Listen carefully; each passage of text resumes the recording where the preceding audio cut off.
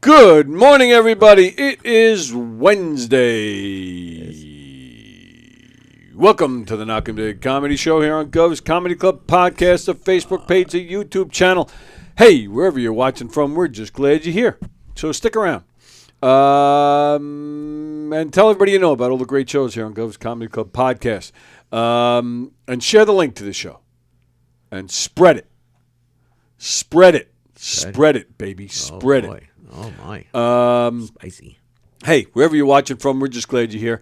But if you'd like to be a part of today's show, hear your name said, hear your comments read, and all that good stuff, please switch over to YouTube because that is where we monitor the comments. We appreciate you guys hanging out and the support, all that good stuff.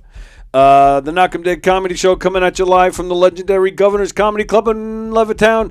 And speaking of legends, after a week off, he has returned. Hello, Michael.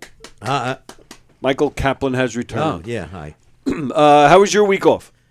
It was lovely. Yeah? Yeah. Still married? Yes. I'm going to ask you that every time. What did you... before I even get to the week off, when you came in just now, Yeah. Was there a guy out there like a beer delivery guy? No.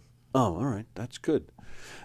So about 10:30, there was like a little slight knock on the door, and I was like, Mike usually has a heartier knock. Yes.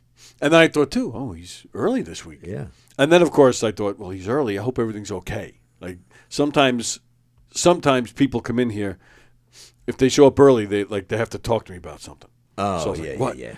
So I opened the door, and it obviously, it wasn't you. No. But it was this big dude, and he had the those back things that everybody had, Like the waist support thing? Yeah. Whatever it is. And he had like this thick Southern accent.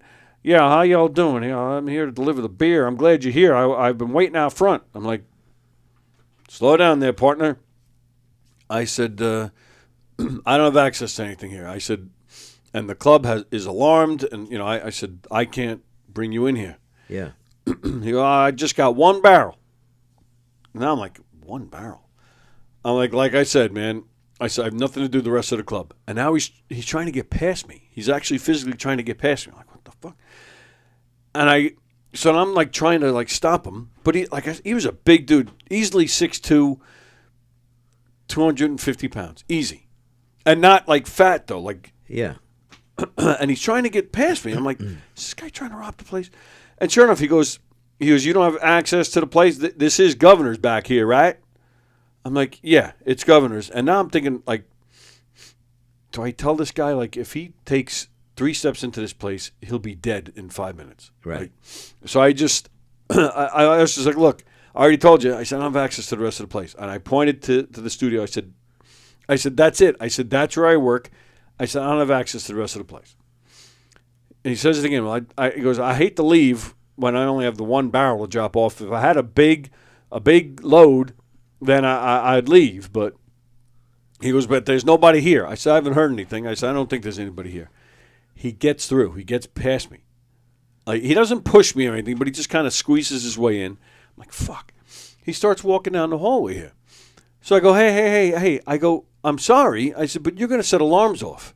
I said, if you go any further. So he stops. He's like, all right, well, I'll leave the barrel, right outside that door. I said, I don't have keys to let you in that door. Right. He goes, all right, well, I'll leave it right here. I said, and what am I supposed to do with it? I said, I don't have access to this stuff. I said, so you're telling now, because I was getting pissed at this point. I said, now I have to make phone calls to find out who even handles this? Like, I don't even know that. And that's the God's honest truth. I've seen certain people handling certain things, but I don't know. Did he ask you to sign anything? No, and that was the thing, too. That went through my head. I'm thinking, if he asked me to sign anything, I'm not doing it. Right. So he just looks at me and goes, I'll reach out to him to let him know I dropped the barrel here. I'm like, okay. And I'm thinking, fine. If he's going to contact somebody at Gov's, fine. He walks back out the door and he goes, I got to leave this open a touch so I can get back in. I was like, yeah, fine. About 5 minutes later, I think I heard his voice, but then I heard the door close. And he never came back in. I'm like, fine by me. And I'm thinking to myself, if I don't recognize Mike's knock, I'm not answering that fucking thing. Yeah. And then I was thinking, too, what if Mike shows up while the guy's walking around trying to get back in? Like, I was getting all nervous. But, all right, I guess he's gone. And he didn't leave a barrel. Not back here. Although I think just a minute ago I heard something up there. So maybe Cameron or one of these people showed up, and he got them instead. Got in the front. I don't know. I have no idea. But I was just curious if anybody was out there. That's my useless, boring story to start the show off today. That has nothing to do with you guys. So how was your week? What'd you do? Anything good? It was a fun week. Saturday night, I officiated a wedding. Oh, I think you had mentioned to me that you were going to do that. The lady who was my campaign manager, she got married in her backyard. Very nice. And it was pretty cool because it was a non-traditional wedding. Two ladies got married. That's hot. It was hot.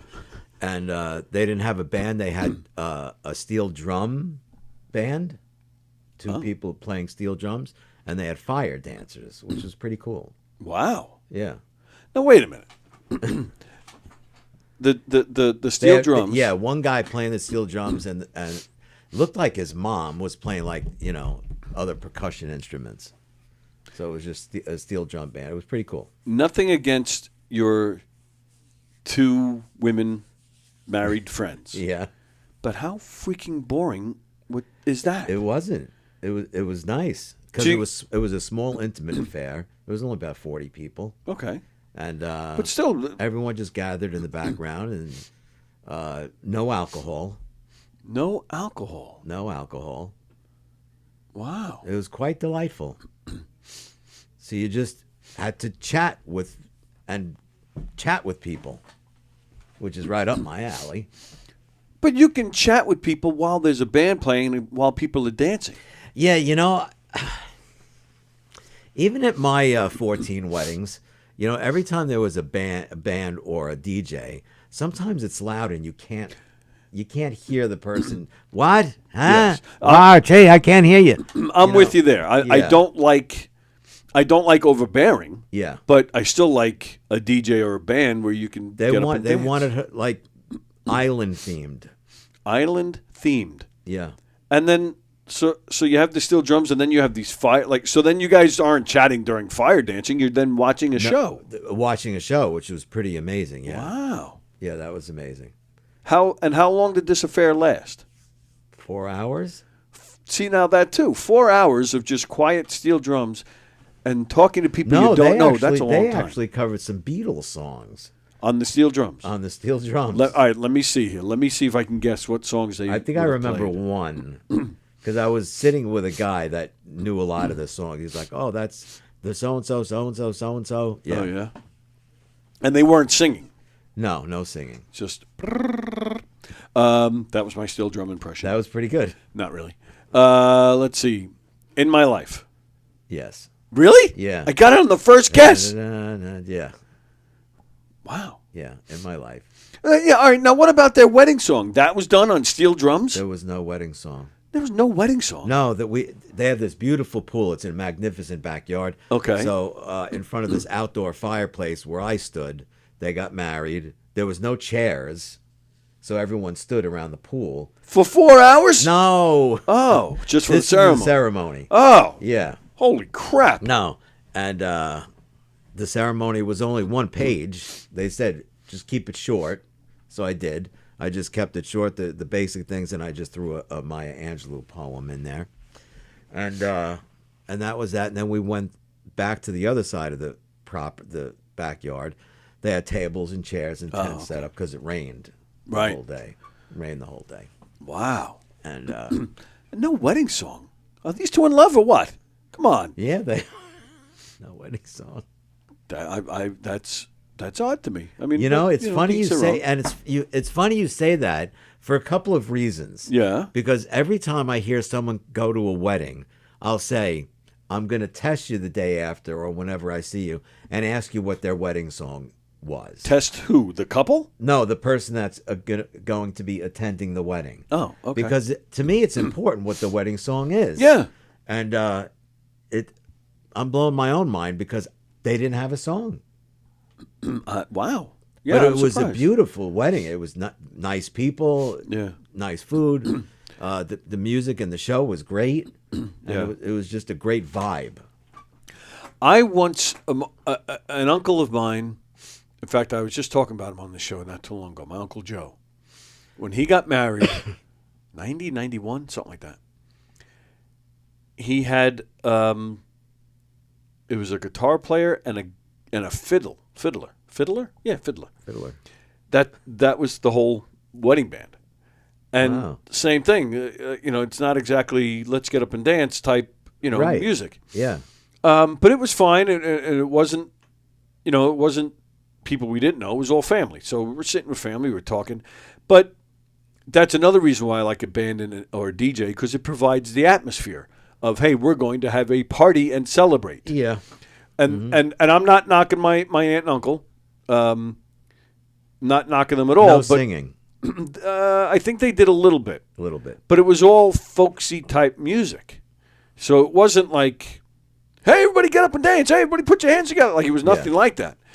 In fact, the only time it was like that, because my brother, being my brother, he can't resist. If there's a guitar in the room, he's got to play it. Yeah.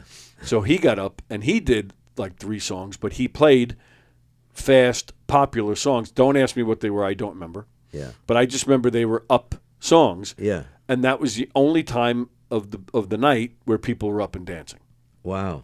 And again, I'm not saying people were mad that they couldn't dance all night long. Yeah. I'm not saying that at all, but it's definitely just more of a low-key atmosphere. Yeah. When you don't have That's that. what this was. Yeah. Yeah. And I don't know, I guess, well, your campaign manager friend, I'm assuming she's around our age, right? She's 50. She's more like your age. She's like 54. Okay, so 53, 54. So maybe that's a part of it too. As we get up in age, maybe Yeah, we're it's not their first marriage. They just Right, wanted something very laid back, right. and they planned it. Geez, 6 months ago. So it's not like this was a spur of the moment thing. Right. A lot of thought went into this party. Now here's my other complaint. You officiated a wedding. No microphone either. Oh wow. Yeah, Well, so- 40 people. Yeah, that's all right. You've Yeah, done true. that a million times. Yeah. But there's no video. There was a photographer. Like Jen didn't at once take out her camera to film you doing. She filmed the whole ceremony. Yeah. I haven't seen it either. She hasn't sent it to me. She hasn't even sent it to you. No. Yeah, Jen, if you're listening, how come you haven't?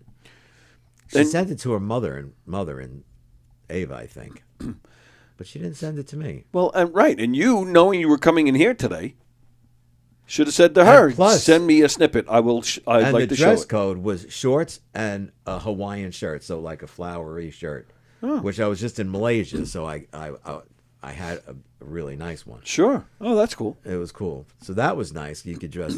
It was a dress down kind of wedding. First time you ever officiated a wedding? No, second. Oh, really? Who was the first? My cousin Kathy and her husband. Are they divorced? No, Oh, they're not divorced. We just don't like them. No, not really. Oh, all right. Do you talk to them still? Once in a while. Oh, all right. I hope Ed's not watching. No, he's not. He works at the Helen Keller Institute. What? What? Where? Where? One of her best acting performances. She played.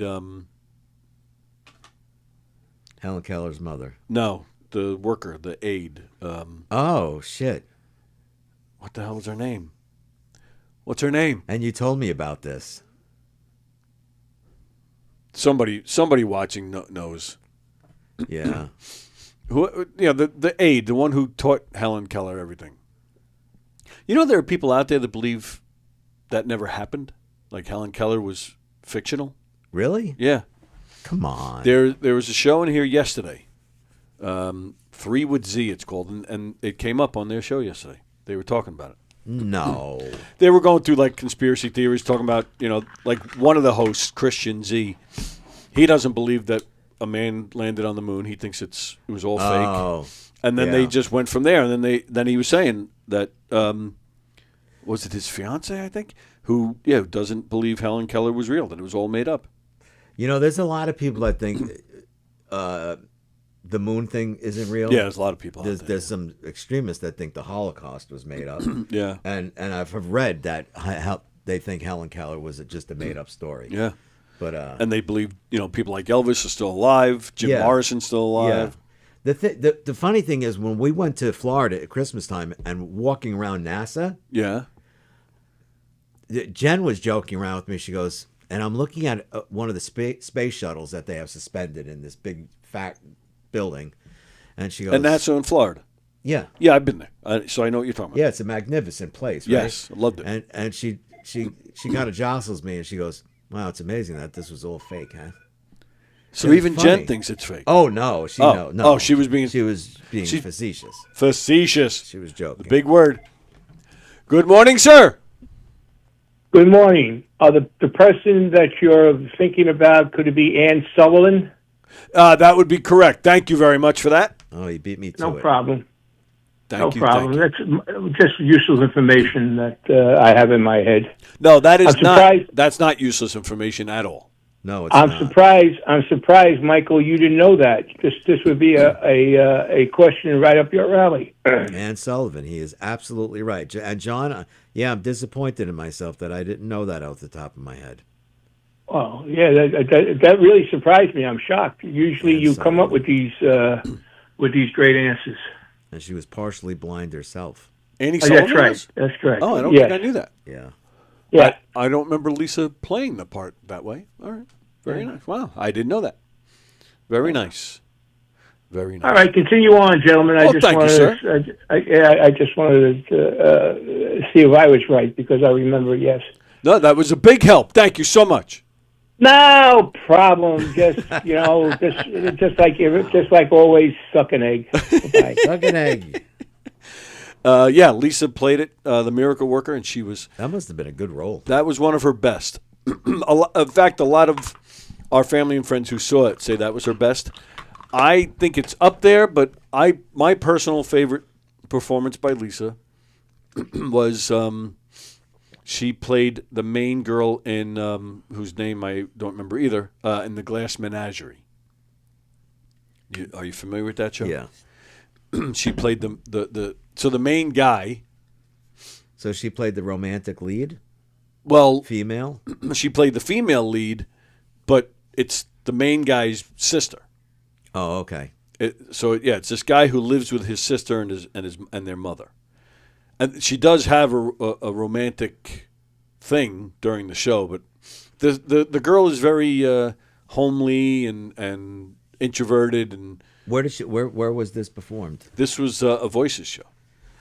Oh, Voices was a troupe that Mike and I were a part of at one time. Yeah. They were a traveling group, and it was in the beginning. I thought it was great because at the time, it wasn't really done much, but now you see a lot of people doing it. It was like live radio plays, basically. We had music stands, and we would there was no blocking or running around, very little costume even.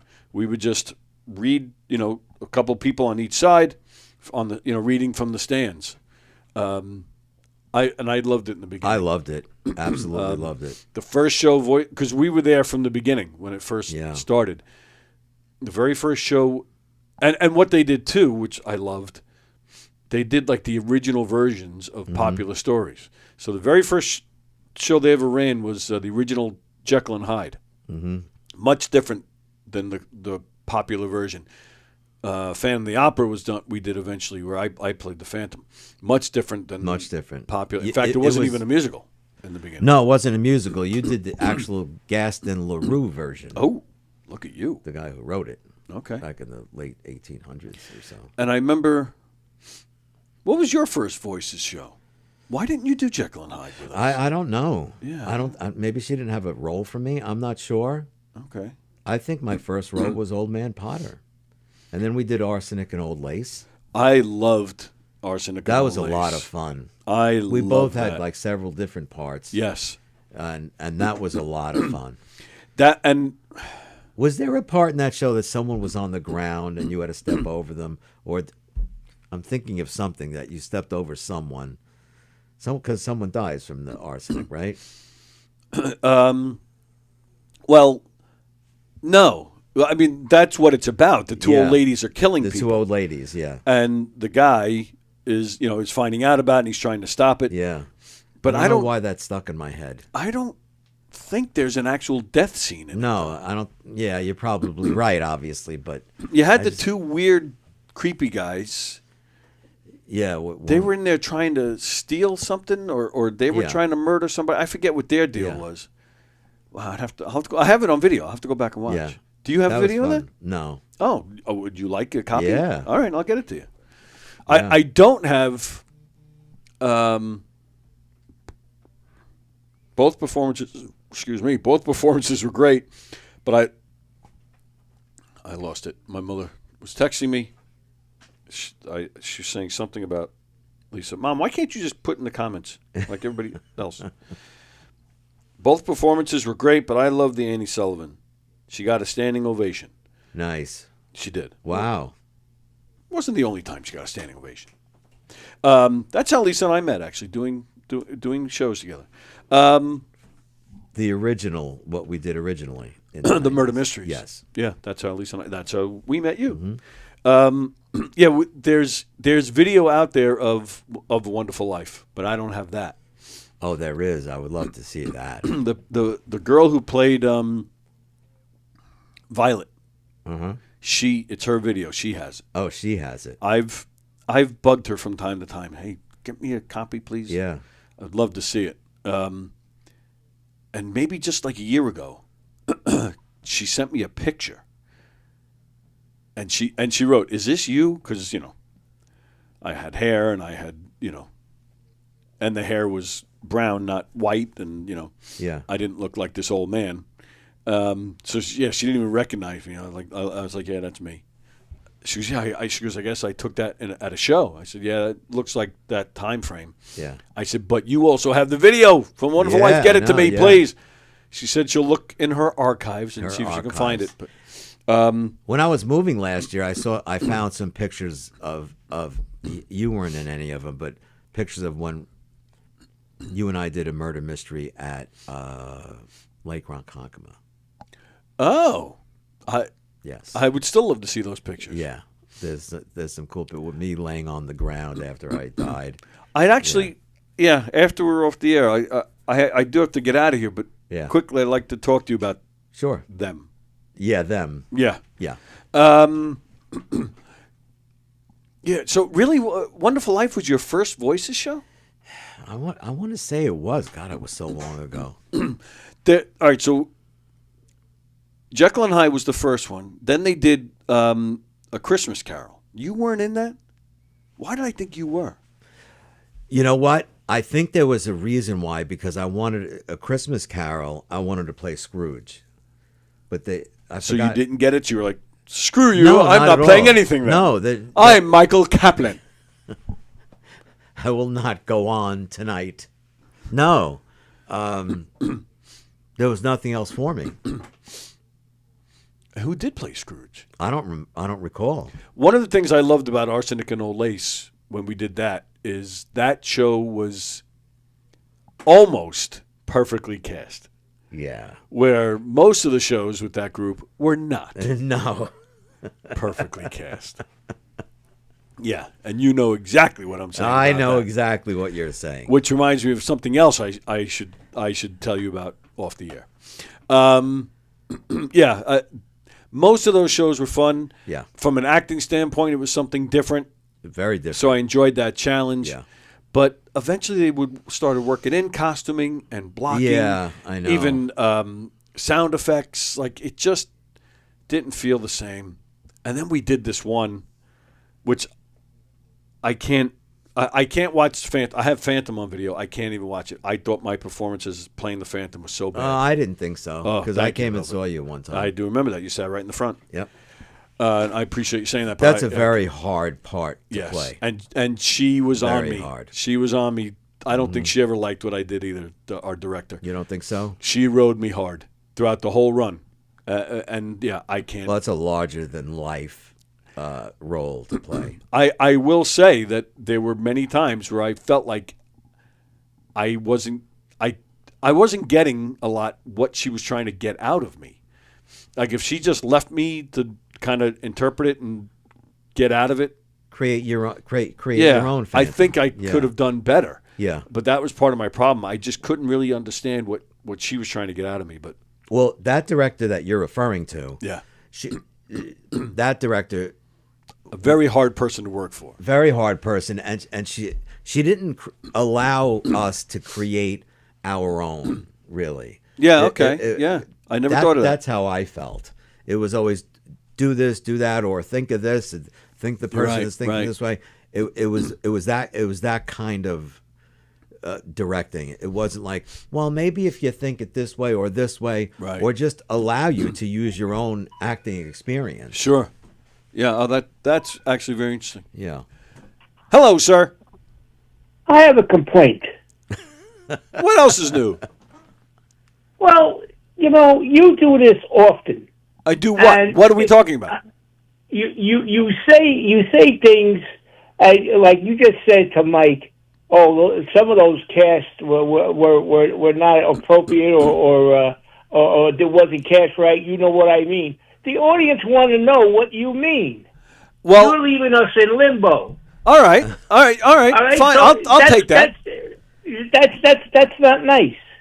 We're sitting here watching your show, embracing John's right. your We owe show. it to the audience. Absolutely. Yeah, that's what I'm saying. I'll take it and I'll fix it. Okay, well, it's a right. We're embracing your show, and you're saying things, and now we don't know what the fuck you're talking about. You know what? That's not nice. All right. Well, and I'll fix it as soon as we're done here. I will fix it, and Mike and I will explain. Okay. Thank you very much. You're welcome. Thank you. Wow, he's all fired up today. Well, not as fired up as it was a few weeks ago when he was here. No. Go ahead. I have no problem saying. Go right ahead. The biggest one is I thought Kaplan looks like an old man that played knick-knack on his thumb. Okay. I don't get it. Lisa playing Mary in Wonderful It's a Life. I thought she was Nailed incredible. Nailed it. And she has the right look for it. Yeah, she was She great. had the right look, girl next door look, wholesome, and plus her acting chops, great. Yeah. But the person who played Jimmy Stewart's part, I thought was awful. And that's what I mean. He wasn't. He wasn't the right person for the role. No. And John, I promise I would explain. A lot of times, the woman that ran this, she was also the director. She was known for giving parts to family and friends. Mm-hmm. And they weren't bad actors. No. But a lot of times they weren't right for the roles they were given. Right.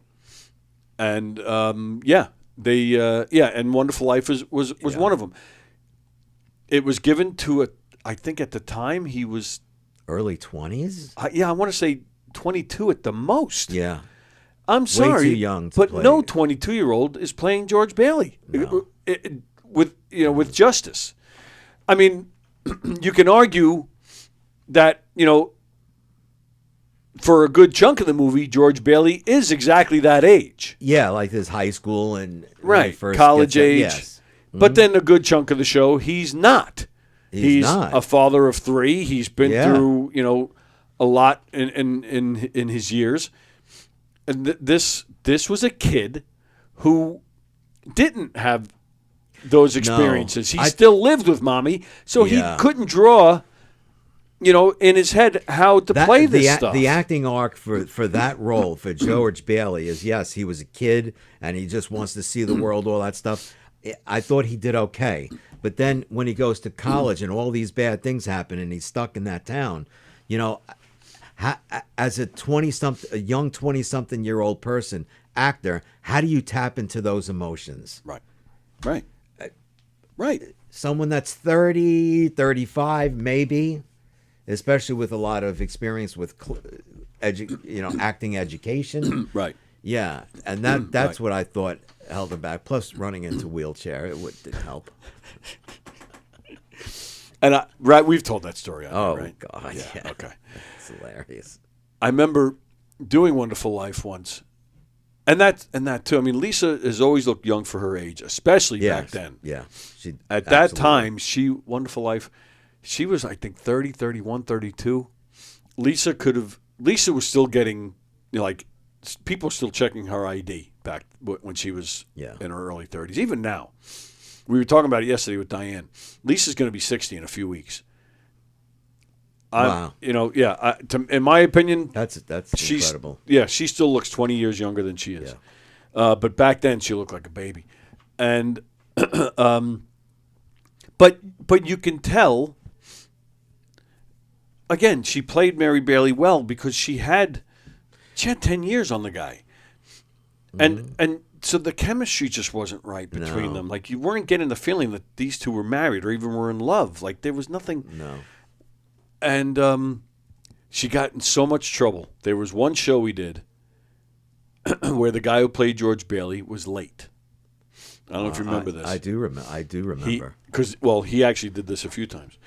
And He was always late, though. yeah, but this one in particular, he went to the wrong venue. We were playing, if I remember right, I think we were in Syosset, and he was like out east somewhere. And so it was going to be at least an hour before he got there. So we had no choice. And I remember they even made an announcement to the audience. There, our George Bailey had an issue. He's not going to be here for a while, but we have to start the show. So this one's going to play this one. This one's going to play this one. And then we're going to switch it all up to their regular parts once George Bailey gets I here. vaguely remember, but I don't remember. Who So played. Chuck, so this company was run by two people, a woman and a man. He played George. He stepped, and now he was, I do remember at the that. time, I think he was in his he was around 50 at the Oh time. yeah, easily. But, yeah. and again, not knocking the guy. No. I'm just stating all as fact. Chuck, and I haven't seen this guy in 20, 25 Yeah. years. I have no idea where he is, what he's doing. I have absolutely no clue. I haven't heard a peep about this guy in years. But at the time, he was a very flamboyant guy, almost like a Richard Simmons type. Yeah. And he didn't really hide it well when he No. was acting. No. So and he had long hair, he had a Long- beard. yeah. Like this, so he jumps in as George Bailey. Lisa got in so much trouble before we started. I remember she went right in Chuck's face. Please let Tony play George Bailey until the guy gets here, please. And she said to him, Chuck, you're not George Bailey. He got so mad at her. And that became a thing for a while. And then I remember she felt bad. She kept apologizing, but yeah, Chuck held Yeah, grudges. I wonder. I guess because of the nepotism with that role, Right. Because you and Lisa would have made a very good. Yeah, at the time, George and Mary. I was late 20. What year was that? Do you remember what year we did that show? 98, 99. Yeah, I was thinking 99, 2000. So that would have made Lisa more like 34, and yeah, I was probably around 30. Yeah. And It would have been at really that time, believable. at that time, I was in shape. Probably in the best shape of my life, actually, right when I was around 30, because I was still jackhammering every day for a living, lifting, picking up big chunks of concrete. So I was in good shape. I was thin, I was solid. I had my hair. I had two legs. So I was in the best shape of my life. Lisa and I were just married for a few years, so we would have had the great chemistry together. Doing that. Mm-hmm. I would have liked to have had a stab at that role. Yeah. Not exactly like a dream part for me, but I wouldn't turn it down if it was offered to me. Yeah. Oh, that's interesting. Why it wouldn't have been a dream part for you? Because that's a iconic role. Yeah, that's a good question. I don't know. It just never. Because like I said, I'm repeating myself. The arc of his story is huge. No, you're right. You're absolutely right Huge. about that. I don't know. It just never. It never just grabbed you. No. I mean, I like the movie. Yeah. I know people who have never seen the movie. Oh yeah. Yeah. Well, that's the thing. I mean, I like it. I like it a lot. I'm not one of those people that like Lisa's always been this way since I've known her. Yeah. She has to see it every year. Yeah. Every year at Christmas, she has to see it. I'm not one of those. I'm not going to turn it off. Right. But I'm not like, oh, I got to see this. Right. But in fact, Christmas Carol. Yeah, I could have sworn you're in it. I was not in it when this company did it. Oh, I think Lisa was pregnant with Sammy at that point. Yes. That was our first year with Sammy. So I opted out. I didn't do the show. But they called me up and for one night one of the actors had an issue and couldn't make it. Like, can you step in and do this one night with us? Yeah. And I went in blind. I didn't see the script in advance, nothing. And they just told me, this is your part, this is your part. The person next to you will kind of tap you when it's time for you to go up. Okay. Just go up there and read it as best you can. So I did. But that's a role I wouldn't mind doing, a Scrooge. Oh yeah. That's always been like a dream role for me, Scrooge, yeah. And then my first time working at White Post. Sorry, my second. So when I started working at White Post, at first I did a show with this company that was doing a pirate show for kids. And that did not go well. So they were not asked back. But I got to know the guys at White Post. I was just a performer. I had nothing to do with, the crew or the running the thing. I was just an actor doing my job. But I got to know the guys that owned the place. Plus I have some close friends that work there. So I kind of hit it off with these guys. These same guys that did the pirate thing, that following Christmas, they were they had asked me to, they said they got a stage at White Post, and they wanted to do a kids version of Christmas Carol. And they asked me to write it. And this is one of the best things I ever got, one of the coolest things. The experience was not good. The guy in charge of this, You told me about him. he was a mess. Yeah. It was a bad experience. And he ruined it because this could have been an ongoing thing, and I'm sure he made a decent penny. We performed every weekend between Thanksgiving and Christmas, 5 shows a day, 20 to 30-minute shows for kids. Mm-hmm. I made a Christmas, and I wrote it, a Christmas Carol that was kid-friendly, like silliness, to make the kids, like all the ghosts. One ghost was a very flamboyant Richard Simmons type. Yeah. One ghost was a cheerleader, so everything that she said was like a cheer. And then the last ghost was right out of The Sopranos. Okay. And we made it all silly so the kids would enjoy it. I think there might have been a couple of Christmas tunes. I loved that experience of putting that together, and then I played the mobster ghost, but a couple times I even played the flamboyant ghost as well. Okay. Which that I have video of. I'll have to pull that out. And I've tried several times at White Post. Hey, can you bring that back? Let me run it. Yeah. I'll bring the people in. Yeah. But yeah, they didn't. They don't really do well at Christmas time. But I've totally lost why we're rambling. But we were talking about nepotism and people playing the right roles. Mm-hmm. Yeah, that guy should not have played George Bailey. No. And even same guy played the lead. It's not Jimmy Stewart. Arsenic and Old Lace. Who was that? Who played the lead in the movie? He was a famous. Yeah, who was that? Even I think more famous. Well, Jimmy Stewart was pretty famous. Yeah, who played that? Oh, is that Cary Grant? Cary Grant. Cary Grant. Great movie. Very Great funny show. Mortimer movie. Brewster. Yeah. Very funny, but same thing. He had no business playing that role. No. There were we did several shows that he had no business playing. No. Sorry. I mean, he was just a kid. He was still living home with mommy. Some of it wasn't really even his fault. Right. It wasn't. No. Right. No. I remember the first murder mystery she invited me to, because I don't know if you remember, if she cast you, she would tell you to go watch one just to get the feel of it. And I try to do that too now with mine, but a lot of times they don't come. But with her, it was a prerequisite. It was a prerequisite. You're coming or you don't. Yeah, and I remember sitting there. I think it was the Central Islip Fire Department, and I remember when he first came out, and I'm like, wow, this kid's pretty funny, and he was young. But then I was watching him, and I'm like, he's trying too much to be like Jim Carrey, and Yep. you know, if I'm seeing it, other people are seeing it. So I think that's where the experience comes. Right. You know, I think he relied on, and I'm not saying he had no talent. I'm not saying he had zero talent. Whether how we personally feel about it or not, it's you have to be experienced. You can't walk in as an 18-year-old with a part, or a 22-year-old with a part like George Bailey or Cary Grant in Arsenic and Lace and pull it off. It's I just agree 100%. It's not going to happen. Right. I don't care how good of an actor Yep. you are. Yep. It's And then not gonna even happen. when they tried, they did a lot of dramatic roles. Yeah. He just had no business doing it. Like you said, Yeah. if it was now, all these years later, he'd probably nail it. I don't even know. Same thing. I haven't heard a peep about him either. I think he's in California. I think. Yeah, But- yeah, Maybe he'd be better at it.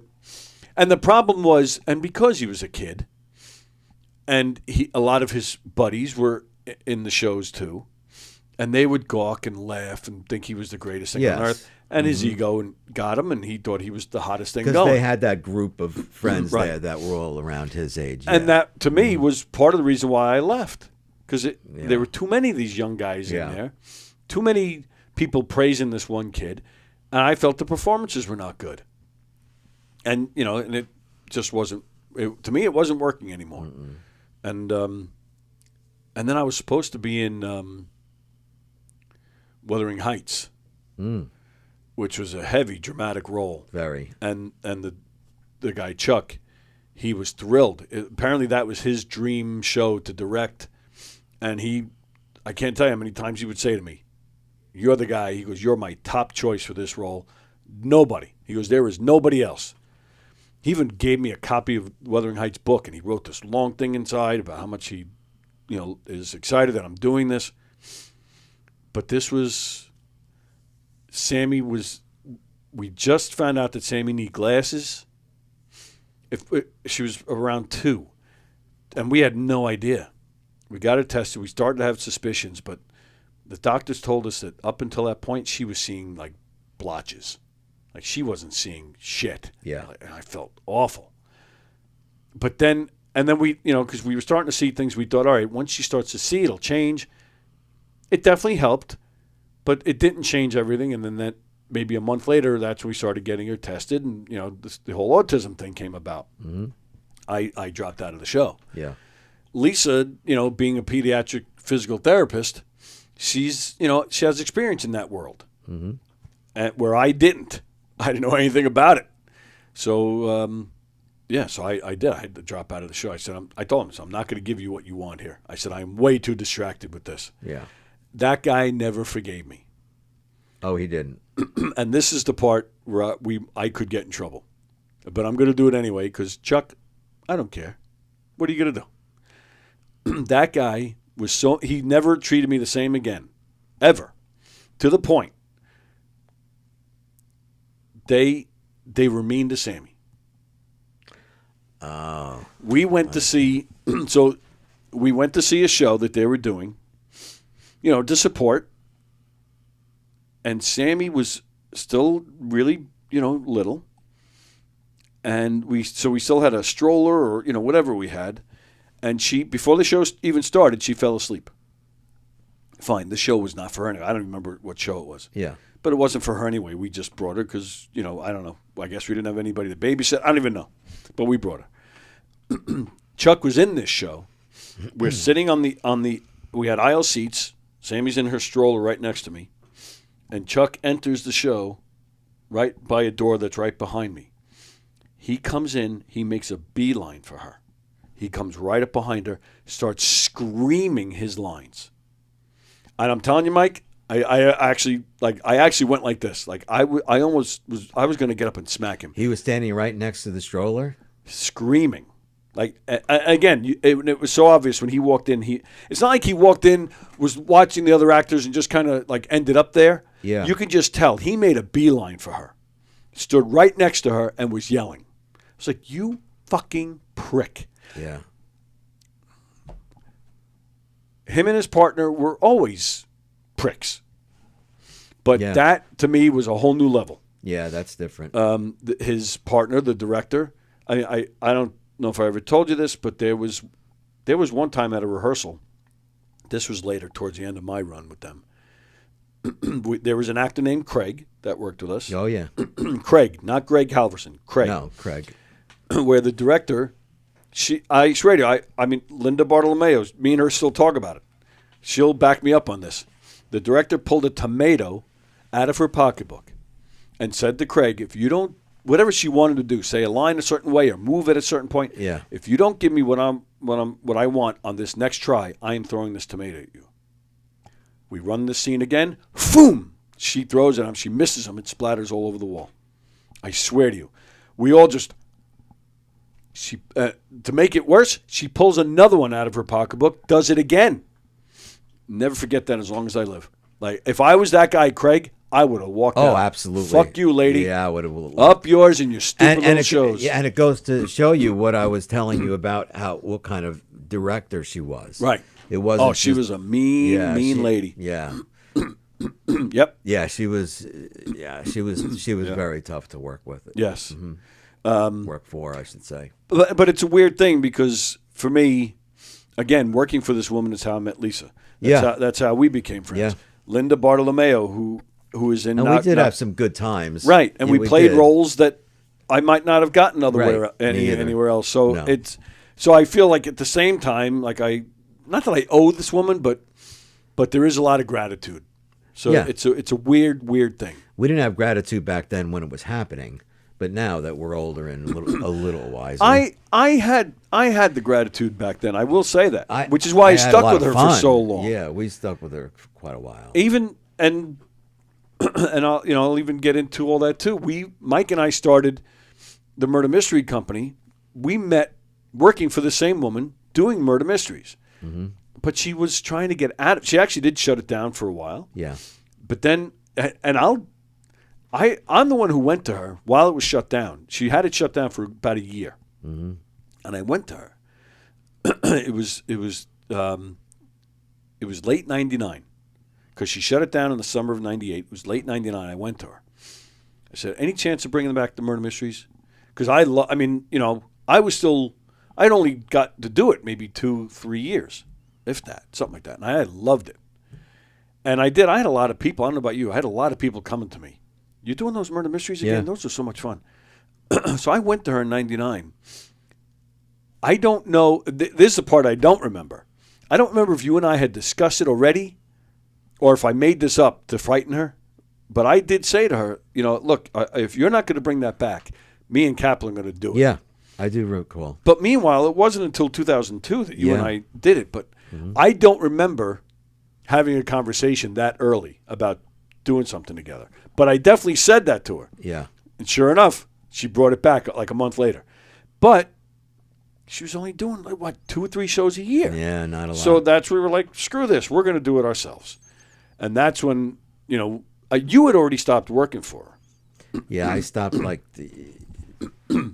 right before she took that break. Right. Yeah. I didn't go back for a while after that stuff with Sammy because I was furious. In fact, and Lisa was still going. And Lisa, again, was getting Annie Sullivan and getting all these great roles. So she was staying. But I went... Yeah, all right. So I went back for Wonderful Life. And so I did go back for a few shows. But then I just had enough. And I was done. But then once she found out we were doing the murder mysteries, oh man, did me and her have a big screaming match. Mm-hmm. Oh, it was ugly. But I didn't give a shit. I remember saying to her, when I first started working for her, I feeling the gratitude and telling her when she shut it down, this new venture you got doing this radio play thing, I said, I'll follow you to it. I said, because I've made some great friends. I've had some great times. I said, Yeah. and I met Lisa. I said, so whatever you got going, if you got room for me, I'd love to do it. Because I did feel a gratitude towards her. But no, I don't owe this lady anything. And I love the parts I got, but she was, that was it. I knew she got hers, out of us. Mm-hmm. And that was it too. We were doing a show, one of the radio plays at a library. Now, we weren't getting paid to do these shows. Right. And even for Phantom of the Opera, I forget, for some reason, because we weren't mic'd. No. But for Phantom of the Opera, she wanted, that was it, because I was doing some of it from off stage. Yes. Christine. And I remember you were Christine. Yeah. So not only was I a Phantom, but I had to get there early. I was the one bringing the sound. So I would have to get there early, trek it all in by myself, hook it all up, make sure it's all ready, and not getting paid. So that kind of stuff was starting to bug me. And she was a tough person to work for. So my gratitude, not that it was gone, but it was waning. it wasn't carrying me through it anymore. But then we were doing a show, and she called me. I'm sorry, she called the library. That was it. This was before we all had cell phones. And one of the ladies at the library come up to me. She goes, "Are you Tony?" I said, "Yeah." Which I was like, she goes, "Well, the director's on the phone. She wants to speak to you." Oh. She goes, "I'm not sure if I'm going to make it there today." She goes, "Can you grab the check?" I'm like, "Okay." So we do the show. They give me the check when it's all over. I'm loading up my car. I'm about to leave, and I realize that the envelope the check is in, the envelope is not sealed. Mm-hmm. So I'm like, fuck this. Yeah. She got $150, which, is nothing. But back then, we were doing like a run of shows. We were doing at least 10 a lot shows of each, 10 performances of each show. Mm-hmm. So fine. I mean, again, so $1,000, wasn't $1,500. earth-shattering money, but right. But in at least the grand scheme of things, that's enough that you can throw something to the actors. Something. Even if she gave us all $100 for the whole run, it's something. It's something that shows appreciation. Yeah. When I saw that I remember that now. That's when I was like, I am done. I am done. And then then we had the big blowout, the murder mysteries. Yeah, and then I bumped into her. Oh, well then I take that back. And then then I remember we did try to work a deal out with her because she had a lot of clients, and that fell apart. But then I did go back to her after you were gone. I did go back to her, and I said, I said, look, I said, we wrote these scripts. Remember, she even came to one. Mm-hmm. I knew, just like we're saying, nothing against these people who weren't fit for their roles. Same with us. I knew it wasn't anything against us, but we had never written anything before. Right. I never wrote anything, let alone a murder mystery or not. I knew that, it was almost like here. They tell you all the time, if you're doing comedy, you need to write for a good 5 years before you're like a full-blown comedian. And you can see it here. You can tell who's a newbie. And a lot of times I can rattle off a whole bunch of names right now of people that I'll see on these stages when they're brand new. I'm like, all right, well, I see something, but, they need to work. Mm-hmm. You go see them 2, 3, 4, 5 years later, and you're like, holy shit. And you feel like a proud uncle as you watch them all proud, like, yeah, this is what I knew they had, And it was the same thing with us. I mean, even to this day, I still make changes to these scripts. When a new idea hits me, it's like, let me try that in this. Yeah. I just knew that this is early, and so it wasn't up in my opinion. It wasn't up to par. So I went back to her, and because she had stopped doing it again, and I said, all right. I said, let me buy you out. You remember why she stopped them? I do. No. It was after 9/11. Well, she stopped them in '98. She stopped. Then she stopped them after 9/11. I don't remember that. And do you remember why? No. She said most of our clientele are fire departments. Okay, which they were. And they didn't. She was afraid to have the word murder. Oh, okay.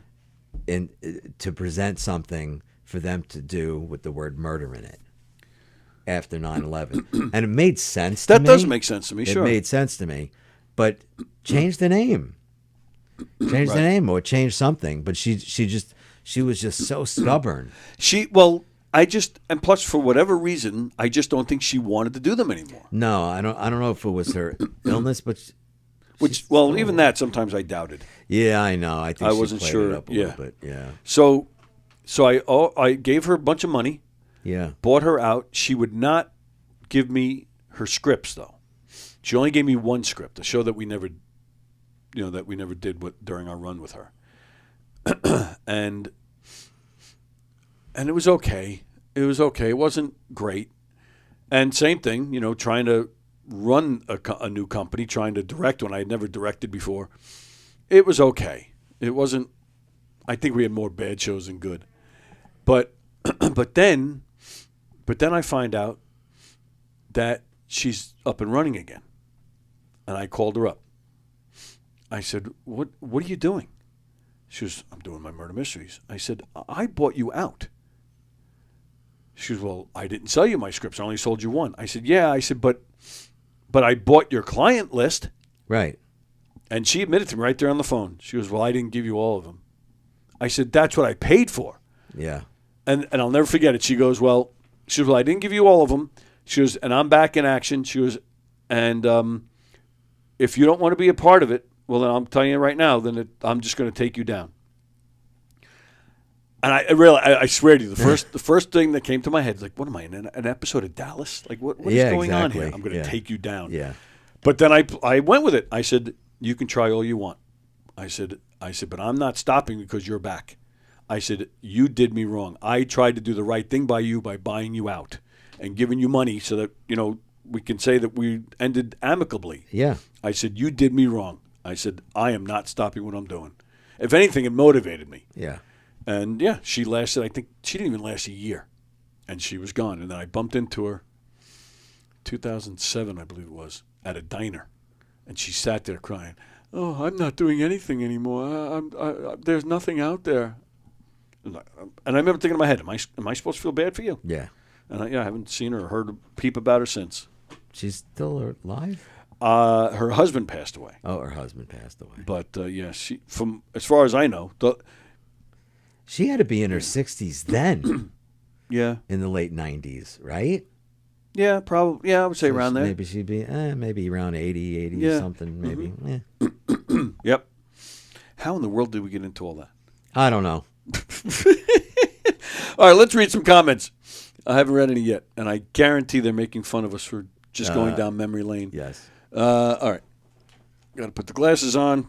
This damn infection. Still around, huh? Well, did I tell you? It came back, right? Yeah, I told you did. Yeah. Well, they told me that I'll be doing the medications for 6 weeks. Oh. And the medications blur my eyes. Mike has a hard knock when he's listening to Springsteen.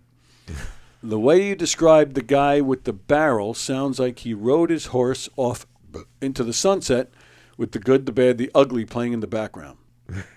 The guy with the barrel? The guy that came with the barrel of beer that you were telling. Oh, that guy. Yeah, it actually did. He was like that. From there, Helen Keller's made up. No one's ever seen her. Then again, she's never seen anyone either. Okay. Everybody's just saying hi to each other. Hello, Anne. Hi, Anne. Still unpacking and tossing lots of junk. So is Fremder. If P. Diddy played the violin, he'd be Diddler on the Roof. Why am I laughing? Yeah, don't encourage it.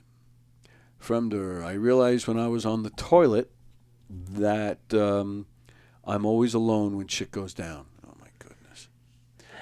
Not too many people know this, but terrorists promote peace. A piece of you here and a piece of you there. Oh, my goodness. Wow. Yeah. In the Christmas Carol, Mike was one of the ornaments. I don't get it. I don't get that either. With your one leg, it should have been Phantom of the Opera. That's not bad. Nice. Well done. Well played, Fremder. See, you should end there. We'll leave them wanting more. Mm-hmm. It's always good to end up on a high note. That's right. Not a low note. But I'm sure it's going to be ruined right now. Maybe Kaplan's marriages would have lasted longer if he was in the play It's a Wonderful Wife. All right, not terrible. You were the leg lamp in The Christmas Story. Yes, I was, and I played it well. A director hiring people and her family sounds like nephewtism. Nepotism. John, what? Does she have a nephew? I don't think so. I have no idea. Oh. Rusiello has a question. How do you keep a blonde in the shower all day? With rope? Fremder, the guy, first name Chuck, last name Fuck. Chuck Fuck. Chuck fuck. Chuck Fuck. I don't know, John. How do you keep a blonde in the shower all day?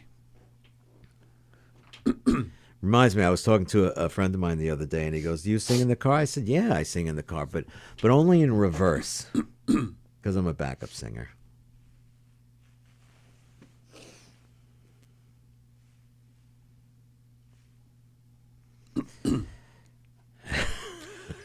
It's a documented fact that 97% of people masturbate in the shower. Okay. The other 3% sing in the shower. My question for you, do you know what song it is that they sing? Yes or no? No. I didn't think so. I know what song I sing. Well, I sing many songs. Oh, thank you, Ann, for the information. Ann Rothney just given us the info. Tim Curry has passed away. Wow, we didn't even bring up Dolly Parton either. Yeah, we didn't get to that, but I was going Tim to. Curry, wow. Tim Curry, Another big name. great actor. Wow. He had a horrible stroke a few years ago. Yeah. And he just was not the same since. I don't even know if he's done any acting since. He might have. No. But I know he's wheelchair bound, and yeah, he was. The poor guy has been a mess since that stroke. But yeah, that's so. I don't know if I'd say I'm terribly surprised that he's dead. No. But Dolly Parton, I didn't even know she was sick. Yeah, she had some health issues. Yeah. Did you ever work with Miss Parton in your security days? You're not going to believe this, but this is a true story. When they did 9 to 5 with Daphne Coleman, they had the premiere dinner in Luchau's, which was a very famous German restaurant years ago, and that was my first security job. I had Dolly Parton and Daphne Coleman in Luchau's restaurant. Dabney Coleman was. I loved that guy. Yeah, he was good. He was a He was funny a sweetheart. character He actor, was he was. a sweetheart. Lived in Hell's Kitchen his whole life. Oh, is that right? Well, I didn't know that. Yeah, he lived in Hell's Kitchen. Lived in yes, Hell's Kitchen his whole life. yeah, Oh, I didn't know there's two high-rise apartment buildings that were is still standing in Hell's Kitchen that were dedicated to actors on Broadway and inspiring actors. And he lived in that building for years and years and years. Wow. And how about Miss Parton? She was nice to you as well? She was the sweetest, most adorable woman I've ever met in my entire life. I've heard people say that. Yeah. Yep. Yeah, And she Rob was Bartlett. a doll. Rob Bartlett, who's been on this show several times, he's done some stuff with her, and he had Wow. nice things to say about her as well. She was adorable. She was so sweet, Yeah. and she was so impressed. I don't know if you guys remember Luchau's. No, I don't. Luchau's was a German restaurant in the city, and it was all decorated. It was beautiful, and she was just awesome. She was just an amazing woman. Yeah, I am going to miss them. Yeah. But now my question to you is, as you Okay, read so- it, Yes. how do you get a blonde to stay in the shower all day? How? You get a bottle of shampoo and let her read the directions when it says wash, rinse, and repeat. That's a pretty good joke. That's good. Yeah, That's good. Well done. Well done. Well done. And by the way, I was very interested in your conversation about your oral acting days. That was interesting. Oh, it wasn't all right. boring. All right. That Thank was you. interesting because I know Mike was he took his acting career very seriously, and unfortunately, he had to take a hiatus from it.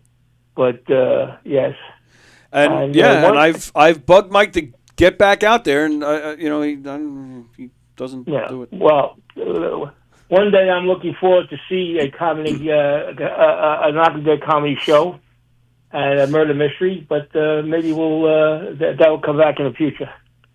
But you're saying you're looking forward to seeing Mike in a murder mystery? Is that what you said? Yeah, Mike and you in a murder mystery. All right. Yeah. Well, But yeah, my time here is being is short lived. So unfortunately, I have another 2 weeks here, 3 weeks here, and I'm leaving. What? What are you talking about? What do you say? I said my time in the upper west east coast of United States is short lived here. I didn't Right. ask what you said. I said, what do you mean? I said.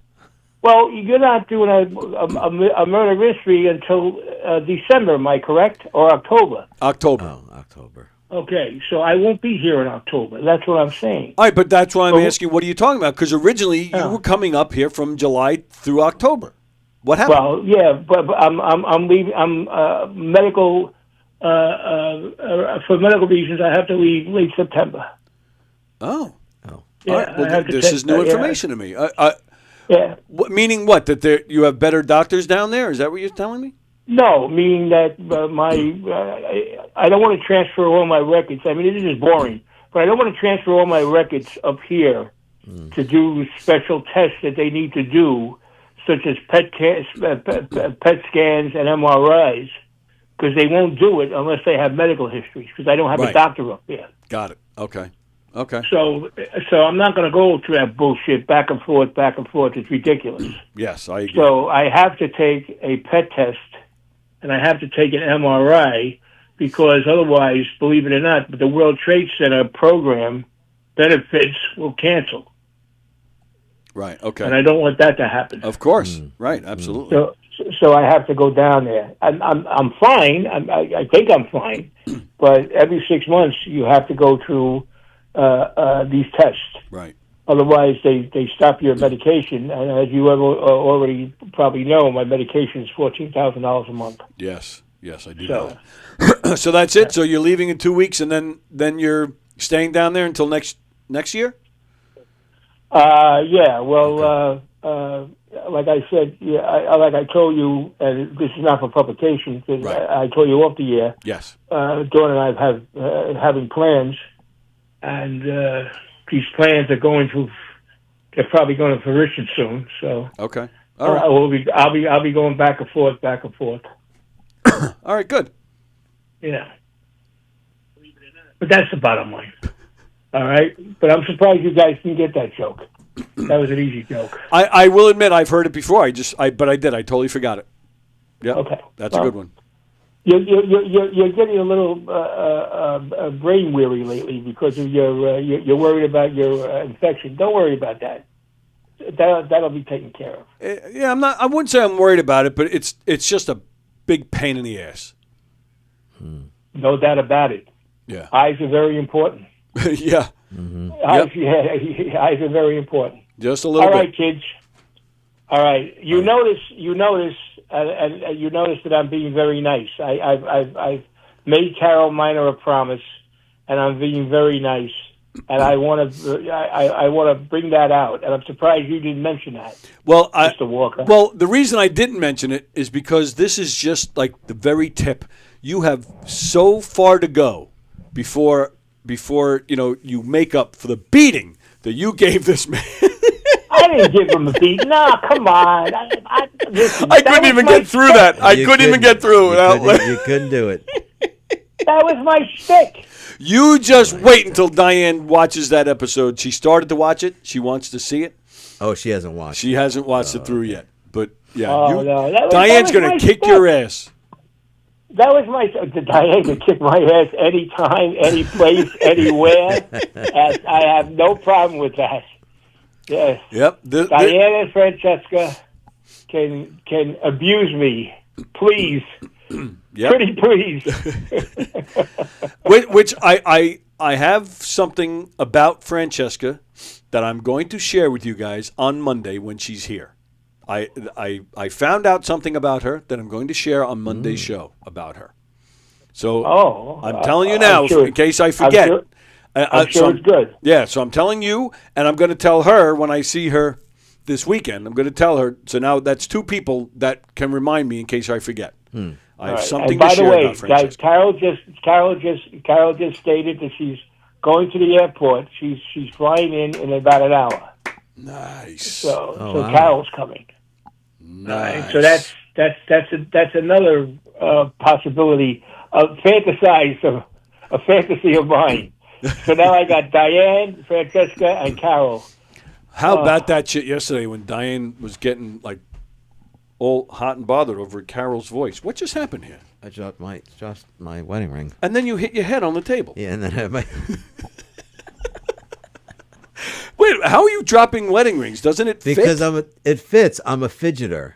So Don't fidget with the wedding. This is I fidget. You know, I've noticed that. See that? I've noticed I that. fidget. Michael, I can't help it. It's just something. fidget with something else. Don't fidget with the ring. My father was a fidgeter. I'm a fidgeter. I come from a long line of fidgeters. You know how metaphorical this is? You've been married 18 times. It skips every 9 generations. I happen to get it. 9 generations. Jen When will Michael, kick your ass. you know, lose that. I do it. I don't know. I'm won't sure lose you it. noticed I when Michael was fidget. one of his previous marriages that I knew him, he never wore a wedding band. Now he has a wedding band on. I noticed that when he first came back from his wedding. He's right. With my ex-wife, I never wore a wedding band. Very, very. Well, he's not going to wear this one long either where he's fidgeting. I'm a fidgeter. Fidget something else. You have all this shit here. There you go. Perfect. All right, I'll let you two boys fight. Goodbye. Okay, thank you. Goodbye. Fremder just said something very funny. He did. Tony and Mike, put your heads together. You look like Dolly I see. Parton's chest. That's funny. That's funny. Mike Keegan posted yesterday, Dolly Parton has passed away. I will miss those 3. I thought that was hilarious. Wow. I'm sorry. I'm not going to pretend that I know the woman personally, but I've seen enough of her on TV, and I think it's safe to say she would laugh her ass off if she was here reading those comments. Dolly Parton? Yes. Absolutely. I just saw something this morning. She was on Ellen DeGeneres' show. I watched that clip. And she says, her look was based out of this woman that she knew in the town she grew up And in. she was like a little She was the slutty. town whore. The town whore. Her exact words. Yeah. She was the town whore, but I I thought watched she it was last night. beautiful. So my getup is based on her. And She had a great sense of humor. That's what I'm saying. Yeah. She had a great sense of humor. She seemed like, and John, verified it. She was very sweet. She seemed to have a really great sense of humor. Seemed to be very down to earth. Didn't really have a line. So all these comments about putting our heads together, like I bet you she's laughing her ass off at that stuff. Mm-hmm. Yeah, God bless her. What a talented woman, really. Yeah, people die. Yeah, you don't even realize she was around 60 years, 60-something years. Yeah, around there. 18. She started when she was 20 or Yeah. something. And Incredible.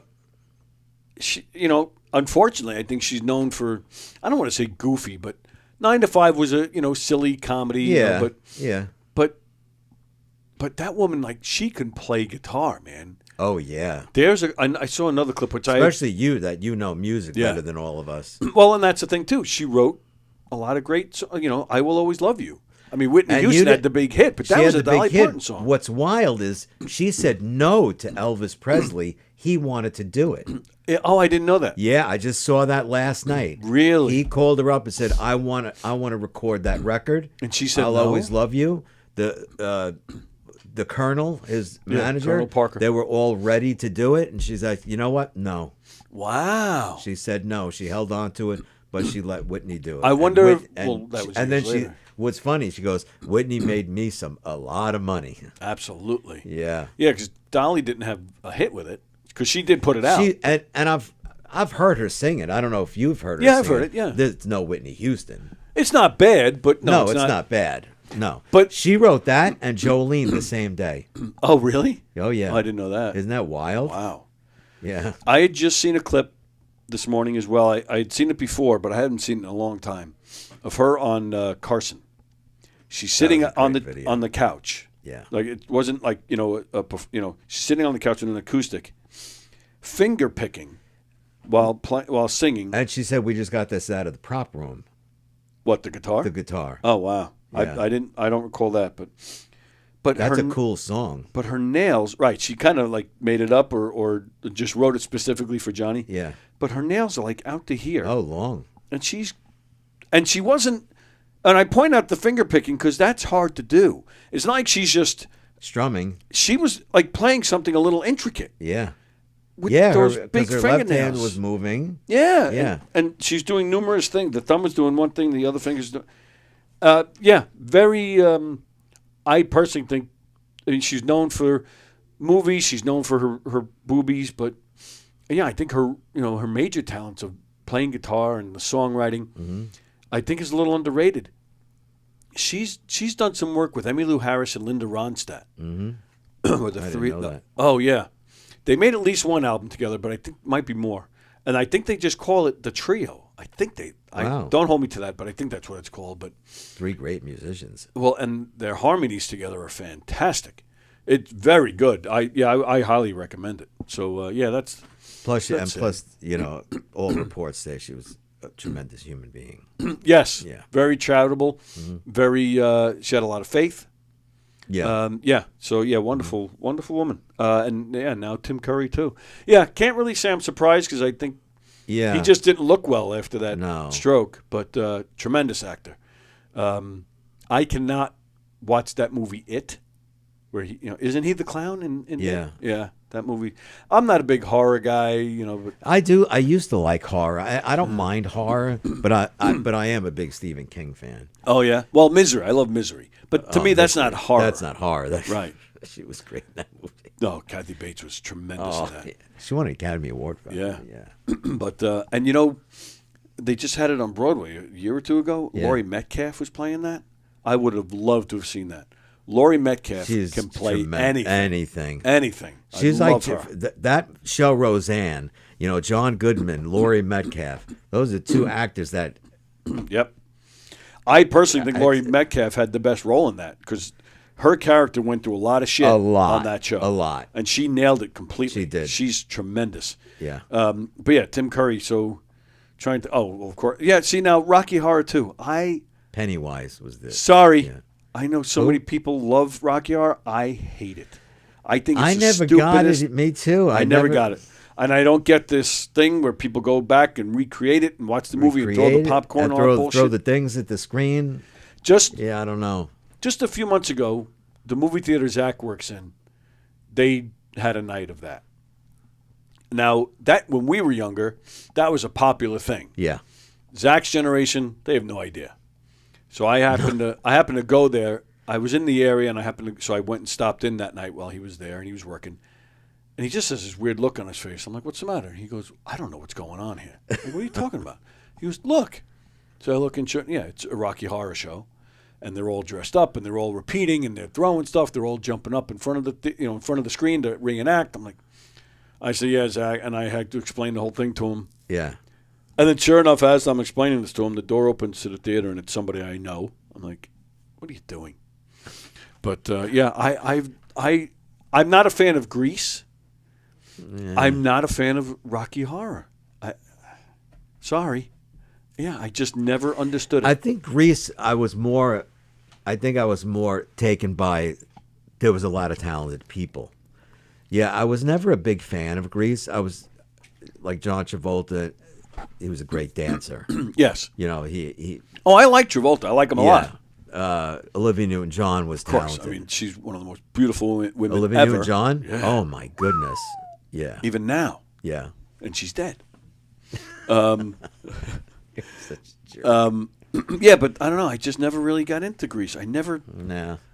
people do it at weddings unless Oh, the hand unless you jive have and all steel that drums. stuff. But Yeah. they I know steel drums they- and fire dancers. do. I have all a the funny moves. story about the fire dancers. Oh. So after they were done, they did have a song, kind of, but it was towards the end of the evening, and it was from The Wizard of Oz. Somewhere Over the Rainbow. Yes, thank you. So this beautiful version, I'm Jen and I are listening to it. I'm like, The ukulele thing. no, not the guy, Okay. not that guy Israel, which I think is was the most beautiful version to me.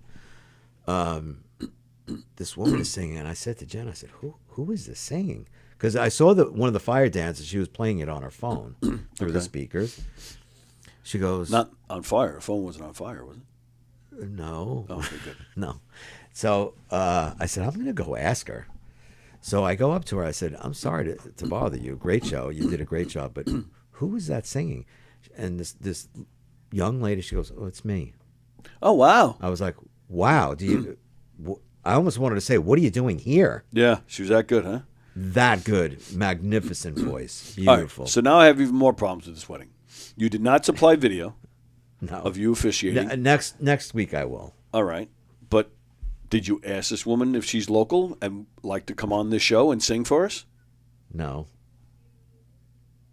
I will, because I have her card. Oh, okay. Yeah. Do it. Or give me the card. Especially that she's a fire dancer. It was awesome.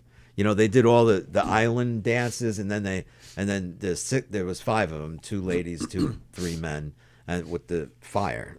You know, Will she come in here and hula dance too? Yeah, she had the grass skirt. But it's funny, you know. You think of like hula dances. They're all these slim, you know, hourglass. Not these 2 women. They were hardy women. Oh, all right. So she'll Strong just sing. women. No, it was impressive. Yeah. So I've had a. Oh, it's almost time to go, and I had all sorts of stuff planned. That's fine. I've had a guy in here. He's a friend of mine. He's been in here several times. His name is Larry Russell. He, when Billy Joel first stopped playing in bands and he first started going out just as Billy Joel, Larry Russell was the first bass player that Billy had. You know, it's like his backup band. So, and I've gotten to know Larry through the years. He's been on the show several times. He has this great story. I think it was like 1970, 71, give or take. Maybe a little earlier than that. He met a girl in the city. He was spending a lot of his time. He was a Long Island, Queens guy, I think, but spent a lot of time in the city. Met a girl. They start seeing each other. They're dating, you know. Things get a little more serious. She invites him over for dinner one night with her and her mother. Mm-hmm. He's like, okay. She gives him the address. He's got the address written down. He gets his directions, however you got your directions back then on the map, I guess. But he didn't know until he got there. He's walking up and he sees this, like, in Manhattan, this big, beautiful home with a big gate and all this shit. He's like, where am I going? Like he even wondered, like, am I in the right place? Hits the buzzer, tells him who it is. The gate opens. He goes in. He's greeted by either a butler or a maid of some sort. The girl that he's dating is Lorna Luft. Lorna Luft is one of Judy Garland's daughters. That's who he's dating. He goes in. He has dinner with Lorna Luft and Judy Garland. And he tells the story. After dinner, they go to some other room, and they're just the 3 of them. And they're sitting down, they're talking. He said to this day, he goes, I don't know why. He says, but Lorna Luft got up, left the room, and she was gone for a while. He has, to this day, had no idea why she left. It's just him and Judy Garland. There's a piano in the room. He swears Judy Garland, they got to talking about music because he's a musician too. He swears she sat at the piano and played Somewhere Over the Rainbow for him. He swears he got his own personal rendition from Judy Garland of Somewhere Over the Rainbow. I'm stupefied. Yeah, and that's exactly my reaction when he first told me. And he tells this to everybody. I think he's even told it on here. I've seen him tell it in other interviews. There's a DVD of an Elio show that he played on, and like in one of the DVD extras, they have him telling that story. Yeah. To me, that's like what more is there? You know, when it comes to that, like, show business type stuff. I don't know how you top that. Having sex with Paul McCartney, maybe, is probably the only thing that would top Wow. that. Yeah. Is that amazing? Wow. You would think you would be in heaven or something. I would be, if that was me, I think I'd be completely speechless after that. Absolutely. Yeah. He I have swears. A lot of questions. I wonder. Obviously, he stopped seeing this woman. Yeah. The relationship didn't really go far, but it went far enough. But she left the room. That's odd. He, like I said, to this day, he has no idea why she got up and left, where she went, why she was gone for so long. But yeah, so it was just him and Judy Garland. That's what he says. Wow. I have no reason to not believe this. Oh, yeah. Why? Yeah, Right. Because that's an odd thing to be. Right. that you And he make went up. he went on, because he got around quite a bit in the 70s. He played I don't think he's one of the original guys, but he was in the band for Godspell for a long time, and he played with Great music. I don't know if you know the music from Godspell. I do, Great actually. music, My brother is a big fan of it, so I know Yeah. I know it to him. Mm-hmm. He played with Ace Frehley for a long time. Yeah, he's gotten around. So so I believe why not? Oh, yeah. Why not? So good for him. All right, let me see what's happening in the comments, and then we'll call it a day here. All right, I think Fremder is making fun of Tim Curry. Burp. Excuse me, sorry. Maybe Tim Curry would still be alive if he could time warp. If Jeff doesn't show up one day, he's probably home sitting on the couch watching Grease airing out his vagina. Probably. Oh my God. Okay, Ann is saying have a good day. You too, Ann. You too, Ann. Oh, okay, and that's it. Okay. All right. Yeah, time for us to go. Thank you, John, for telling us that we were not boring. I had, let's see, what I was going to talk to you about Dolly. All right. All right, I'll have to, okay. Oh, all right, I'll tell this one last thing, and then we'll go, and I'll probably talk about it more on Friday. But did you hear about this college baseball player from New Jersey? No. We're going to end on a sad note. Sorry. Glenn Pisher, Pysher. Fisher? I don't know. Yeah. New Jersey college baseball player.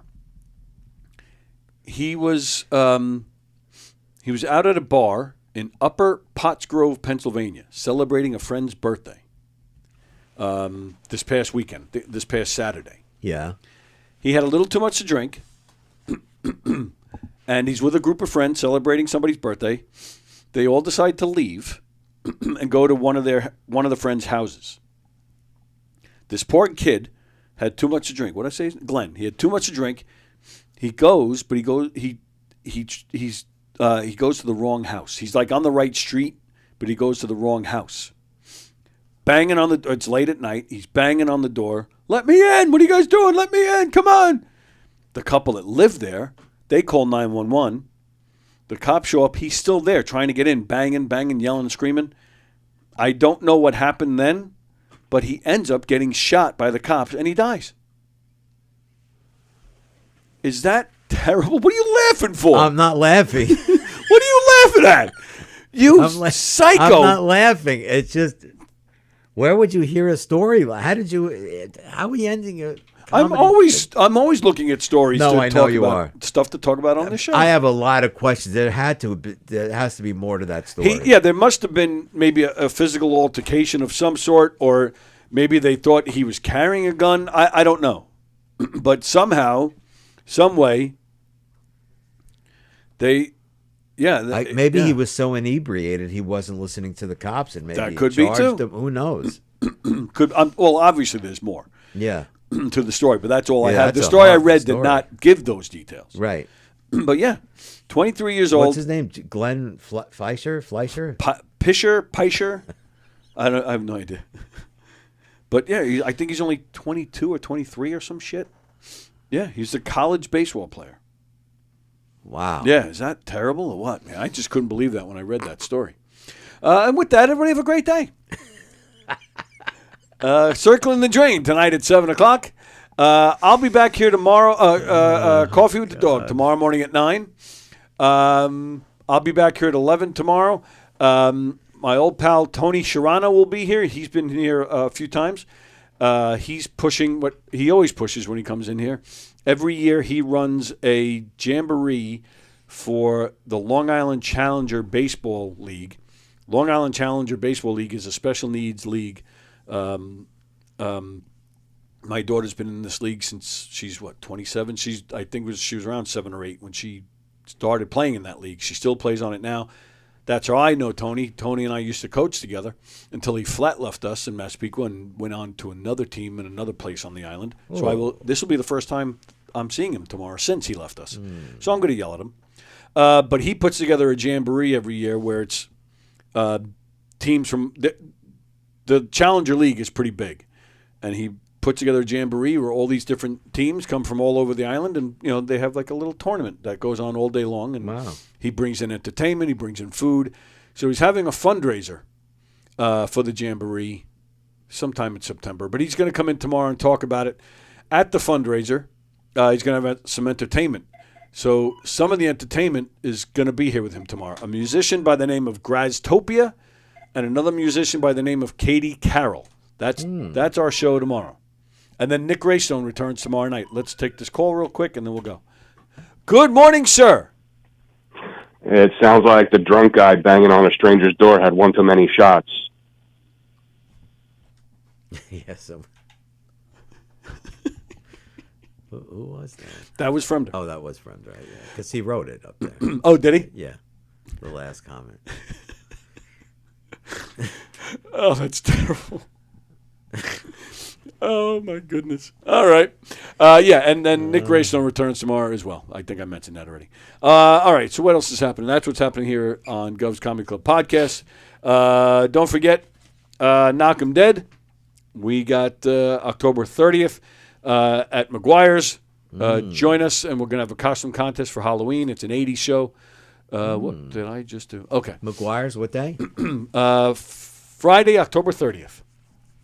Yeah, we're doing the 80s thing. Yeah, with a costume contest. And then December 12th at the Brokerage in Belmore, we're doing a Christmas thing with a mob theme.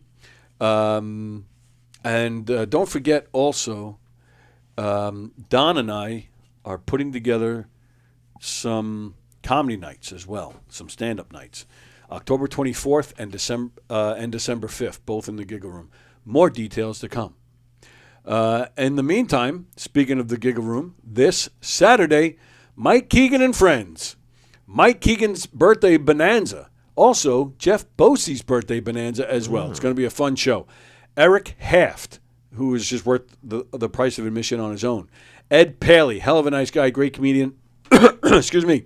Hugh Van Well is performing. He's great. Jeff Bosey's doing a set. Mike Tanzi, a good friend of ours, is going to be performing. He's great. Mark Hirschman will be performing as well because he doesn't go anywhere without Mike Keegan. Mike Delaquilla, who's a great comedian, he'll be joining us as well. Mike will be headlining, and I will be hosting. Looking forward to that. That's going to be a fun night. Yeah, that's this Saturday in the Giggle Room. And speaking of the clubs, don't forget, Governors presents Lil Mo at the Allegria Hotel tonight in Long Beach. Governors presents Joe DeVito at the Clubhouse in East Hampton on Friday night. Here at the club in Levittown, Carrie Karavis Friday night. And then she's at the Brokerage in Belmore Saturday night. Matt Friend is at Governors right here in Levittown on Saturday night. So Matt Friend is in the main room. Keegan and all of us are going to be in the Giggle Room. And I'm going to fire things up in here Saturday night. But since I'm hosting, I won't be in here that much. Mark Hirschman is going to kind of handle it. Since, he goes up, he does his 10 to 15, whatever he's doing, and he's just hanging around the rest of the night. So he said he's going to kind of handle it. I don't know as far as, the tech part. I guess I'm just going to turn it on and leave it and hope for the best. But I'll be stopping in from time to time. So lots going on here Saturday night at Governors. What else? The Jorts Comedy Show, Jorts. The Jorts Comedy Show with Dwayne Jackson and more. That's Friday night at the Brokerage. Our pal Tyler Noble is going to be a part of that show. And then Johnny Watson is at McGuire's Friday and Saturday. govs.com. Govs.com. That's the website. That is where you'll find the whole schedule with all three clubs. And that is where you make your reservations as well. It's not working, is it? Mm-mm. Oh, okay. I thought I felt a breeze for a second. All right. That's what's happening around here. Thanks for hanging out with us. Thank you, sir. Thank you. See you next week. Don't forget, you have an assignment. You have to bring a video. Yes. Yes. All right. That's it. Enjoy Circling the Drain tonight, and I'll see you guys tomorrow. See you guys later. Yeah.